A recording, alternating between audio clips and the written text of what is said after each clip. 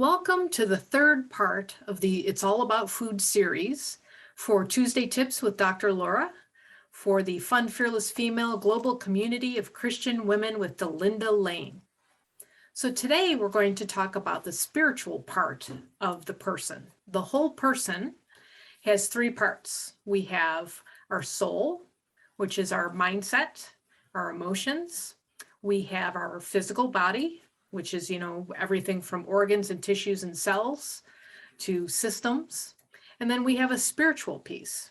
Sometimes it's referred to also as the soul, but this is our spiritual being on the inside. This is where we get our meaning and purpose. And this is where we connect to God. So what kinds of food do we need in order to connect to God and have more of a meaning and purpose in life? Well, one tip or one example that you can connect closer to God is to read his word. Pick up a Bible.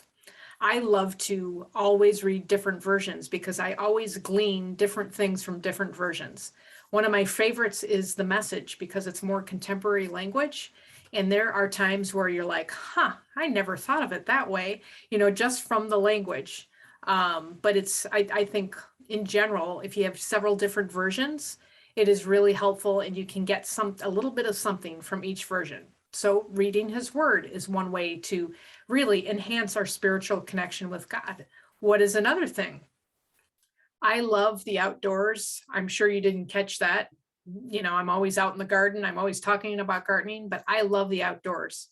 One way that I really connect to God or our Creator is enjoying the outdoors, even if it's just sitting outside.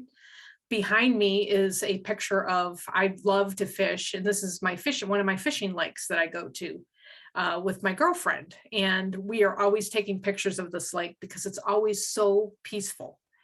I just sit sometimes, even just fishing those days when we're not catching anything, and just enjoy the weather and just enjoy what he has created for us. The beauty of the water, the beauty of the trees, the beauty of the grass.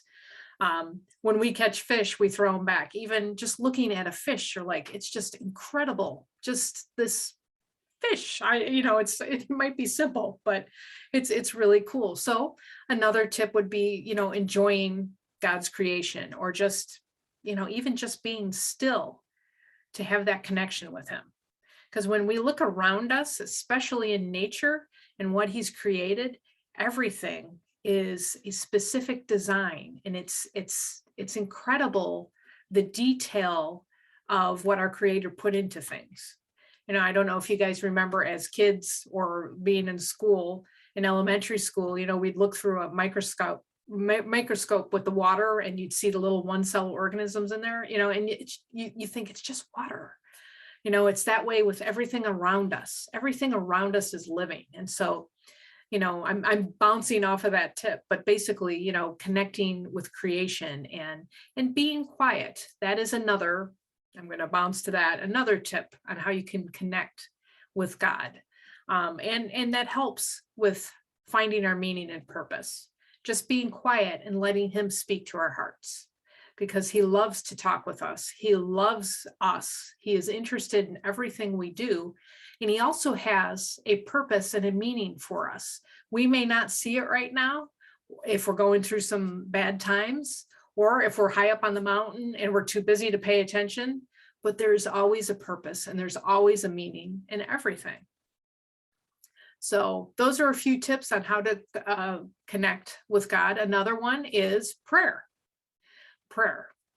I look at prayer as I just have conversations with him all the time. I'll be like, thank you, God, or I'll say, I'm really upset about this or whatever.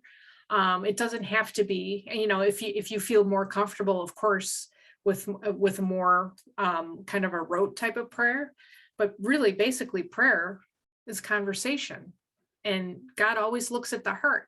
It's speaking through the heart to him. So those are a few tips on how to connect to God. And as we draw closer to him, we will be able to become more free from, being, I guess you could say, self-centered, more self-focused, when we basically give everything to him, because actually he's got it all. He has our best interest and he's in control of everything. We are only responsible for our opinions and our reactions to stuff. So we draw closer to him through the Bible, through prayer, through enjoying nature. And as you keep drawing closer to him, you will discover, if you haven't figured out your purpose, you'll start seeing things opening up. He loves us so much, he wants to bless us, but he also wants us to have the faith in him and to trust him. And so I hope this was helpful to somebody that might be stuck, or you're not feeling like you have a purpose or anything.